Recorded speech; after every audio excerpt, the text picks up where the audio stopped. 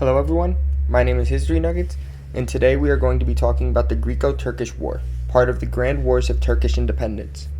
The Greco-Turkish War would begin with the partitioning of the Ottoman Empire after World War I. The Greeks received an order to land in Samira by the Triple Entente as part of the partition.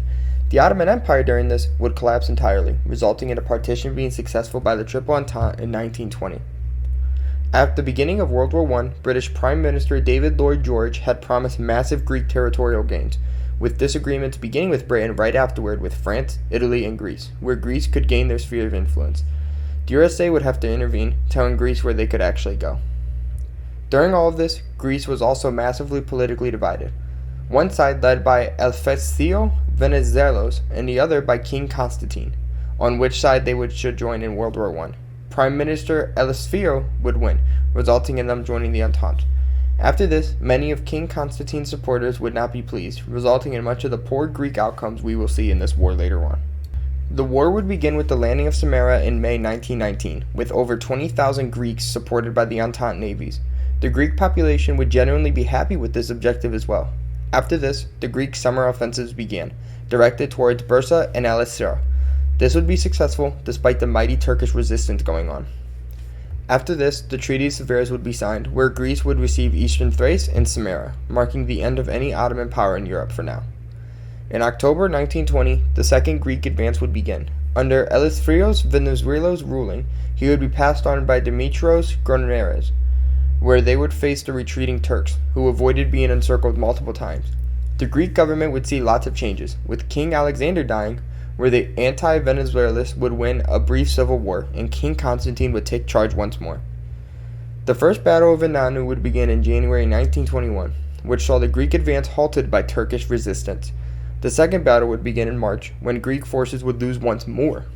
The Allies, seeing the Greeks fail all of these advantages, and the rise of the Turkish military politically and militarily, France and Italy would start beginning supporting Turkey instead. The Battle of Sakarya would begin in August 1921, which saw Greek forces advance 100 kilometers from Ankara, where the Greek forces would have to withdraw once more. A massive stalemate would then occur, with Turkey seeing the rise of one Mustafa Kemal, planning major efforts to prepare for a major offensives to push the Greeks out of Turkey. Greece during this would be heavily demoralized as well, and continued support from the Soviets to the Turks did not help this whatsoever. The final Turkish offensive would begin in August of 1922, seeing Mustafa Kemal in the Battle of Dumlupınar, marking a major decisive victory for the Turks, and the beginning of the retreat from the Greeks. Turkey would then recapture Izmir and Samarra in September 1922, ending the Greek presence in Asia Minor. After this began the Çanak crisis, which saw Turkish advantages going farther than Asia, with them moving north towards the Bosphorus. British, French, and Italian troops would then have to reinforce, and the Turks would prepare for an attack.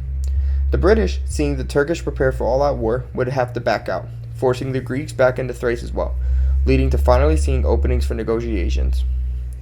The Armistice of Mudanya would be signed in October, where the Allies would remain in control of the Bosphorus and Thrace regions, in order to help displace Greeks and Muslims in the area to their respective regions. Finally, the Treaty of Lausanne was signed, resulting in the end of the war, and the modern borders receded this very day. All in all, the Greco-Turkish War was nothing less than a major one, seeing many forms of lost life on each side, major atrocities such as ethnic cleansing and border changes switching left and right. Ultimately, the war would see Greece and Turkey as enemies for many years to come. This is History Nuggets. Thank you for watching.